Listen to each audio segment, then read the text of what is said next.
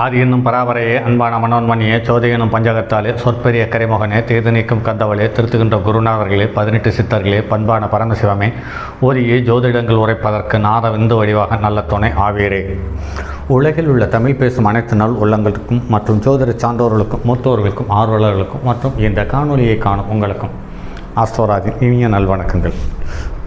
ஜோதிடம், ஆன்மீகம், வாழ்வியல், மருத்துவம் என்ற தலைப்புகளில் தொடர் காணொலிகளாக கொடுத்து வருகிறோம். அந்த வகையில் இன்று ஜோதிடத்திலிருந்து மற்றும் ஒரு பதிவு. நான் தரும் பதிவுகள் அனைத்தும் என் கண் முன்னே நான் என்னுடைய 25 வருட அனுபவத்தில் என்னை கடந்து சென்ற மனிதர்கள் எனக்கு கொடுத்த நேரடி தகவல்கள். இதில் ஏதாவது ஒரு தகவல் பொய்யாக இருக்கலாம் என்றோ அல்லது காரகத்துவத்தில் தவறு இருக்குமா என்ற சந்தேகத்தில் யாரும் இதை யோசிக்க வேண்டியதில்லை. இது நேரடியாக நம்முடைய கண்ணுக்கு முன்னே நடந்த நிகழ்வுகளினுடைய தரவுகள் என்பதுதான் இங்கு மேலும் சிறப்பான ஒரு தகவல். ஆக ஒரு ஜாதகர் பிறந்தவுடன் அவர் எவ்வாறு ஜீவனம் செய்ய போகிறார், அவருக்கு எப்படி வாழ்க்கை அமையப் போகிறது, அவருடைய குழந்தைகள் எப்படி அமையும், வாழ்க்கை துணை எப்படி அமையும், உறவுகள் எப்படி அமையும் என்பதை நவகிரகங்கள் தெளிவாக அடையாளப்படுத்தி இருக்கிறது என்பதை நம் முன்னோர்கள் நமக்கு தெளிவாக சுட்டிக்காட்டி சென்றிருக்கிறார்கள் என்பதுதான் இங்கு மேலும் விசேஷமான தகவல். ஆக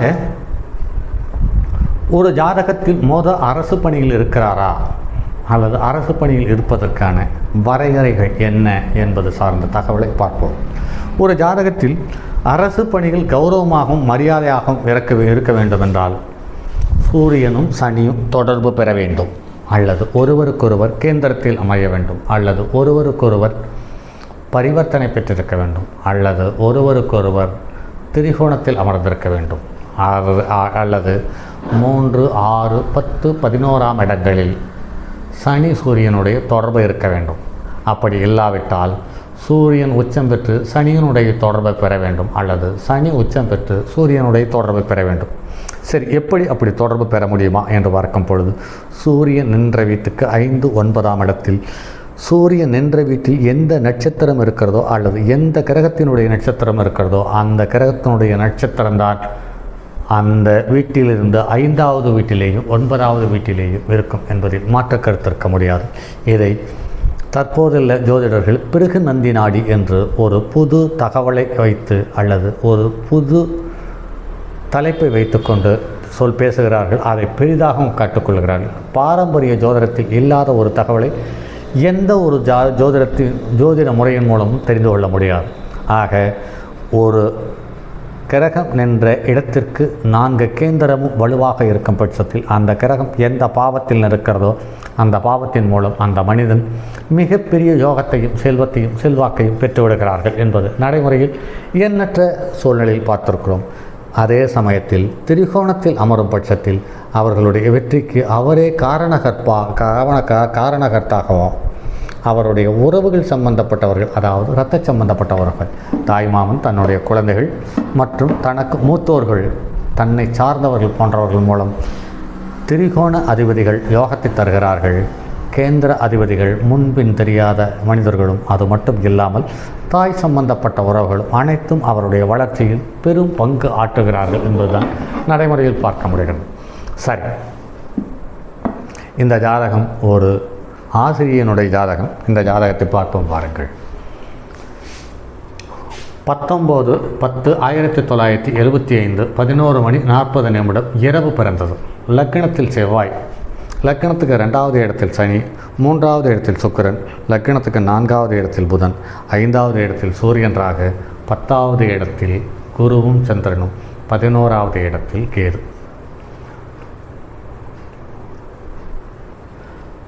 சரி, பொதுவாகவே உபய ராசிகளில் கிரகம் அமைய பெற்றிருப்பவர்கள் அல்லது உபய ராசிகள் லக்கணமும் ராசியாகவும் அமையப்பெற்றவர்கள் பெரும்பாலும் ஆசிரியராக இருக்கிறார்கள். அவர்கள் சீரும் சிறப்புமாக இருக்கிறார்கள் என்பதுதான் இங்கு விசேஷமான கூடுதல் தகவல். அந்த வகையில் சூரியனுக்கு சனி 10ஆம் இடத்திலேயும் சனிக்கு 4ஆம் இடத்தில் சூரியனையும் அமர்ந்து அங்கே காலபுருஷனுக்கு 5, 10க்குரியவர்களுடைய தொடர்பையும் பெற்று விடுகிறார்கள். அதே சமயத்தில் லக்கணத்துக்கு 2வது இடத்துக்குரிய கிரகம் வலுவாக இருக்கும் பட்சத்தில் அது வலுவான வக்கீல் தொழிலையோ அல்லது ஆசிரியர் தொழிலையோ தந்து விடுகிறது என்பது நடைமுறையில் பார்க்க முடிகிறது.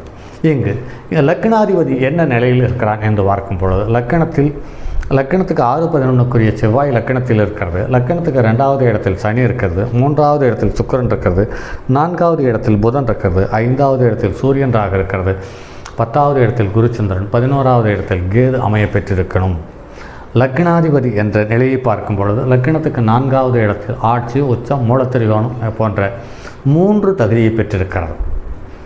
ஆக இவருடைய ஜீவனம் என்பது அறுதி பெரும்பான்மை தகுதியோடு கூடியது என்பதுதான் மேலும் சிறப்பான தகவல். இவர்கள் ஆசிரியர் பணிக்கு வரும்போது இவர்கள் சுலபமாக எந்தவித ஆதரவும் இல்லாமல் தன்னிச்சையாக இவருடைய கல்விக்கும் திறமைக்கும் கிடைத்த பரிசு என்பது கண்கூடாக பார்த்துக்கிறோம். இதற்கு அந்த யோகத்தை தந்தது குருவுக்கு 7ஆம் இடத்தில் புதன் தன்னுடைய சொந்த வீட்டில் ஆட்சி உச்சம் பெற்றது தான். இது சிறப்பான யோகமாக இருந்தது. அந்த புதன் லக்கணத்துக்கு 2க்குரியவனோடும் நேரடி தொடர்பு பெற்றது.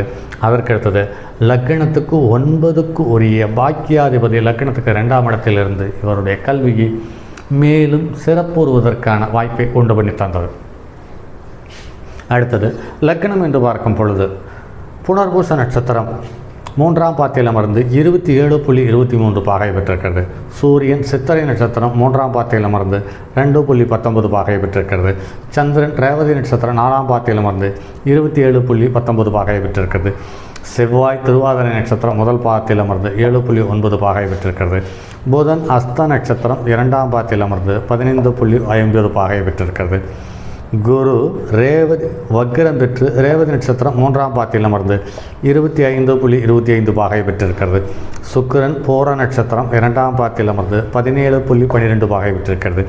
சனி பூச நட்சத்திரம் 2ஆம் பாத்தியில் அமர்ந்து 8.56 பாகை பெற்றிருக்கிறது. ராகு விசாக நட்சத்திரம் 3ஆம் பாத்தியில் அமர்ந்து 29.54 பாகை பெற்றிருக்கிறது. கேது கிருத்திகை நட்சத்திரம் 1 பாதத்தில் அமர்ந்து 29.54 பாகை பெற்றிருக்கிறது. இந்த ஜாதகத்தில் பாருங்கள் நண்பர்களே, 1க்கு மேற்பட்ட கிரகங்கள் அதிகபட்ச பாகை பெற்றிருக்கிறது. லக்கணப்புள்ளி 27 பாகை பெற்றிருக்கிறது. சந்திரன் 27 பாகை பெற்றிருக்கிறது. குரு 25 பாகை பெற்றிருக்கிறது. ராகு 29 பாகை பெற்றிருக்கிறது. கேது 29 பாகை பெற்றிருக்கிறது.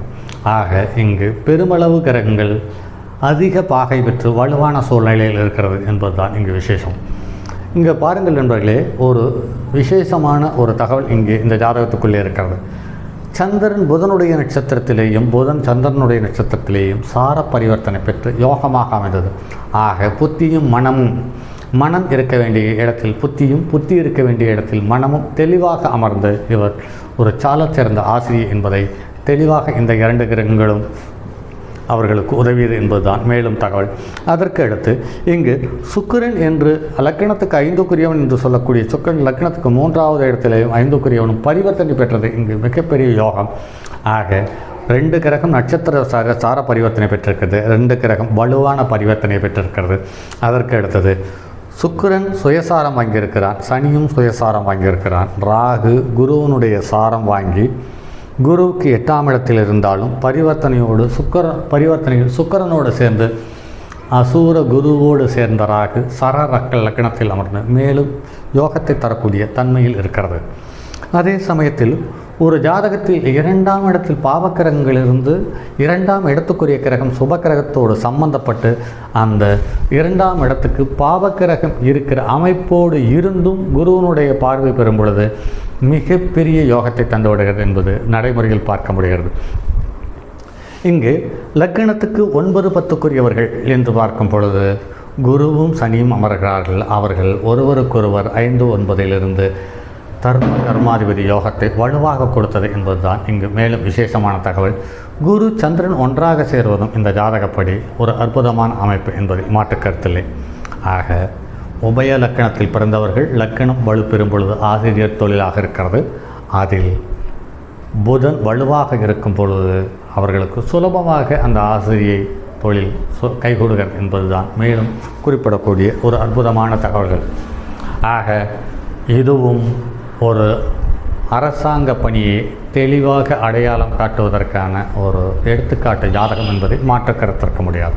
சரி, பாருங்கள் நண்பர்களே, மற்றும் அடுத்தது ஒரு பதிவில் சந்திப்போம். அதுவரை உங்களிடமிருந்து விடைபெறுவது உங்கள் அன்பு நண்பன் எம் ராஜார்த்தினம்.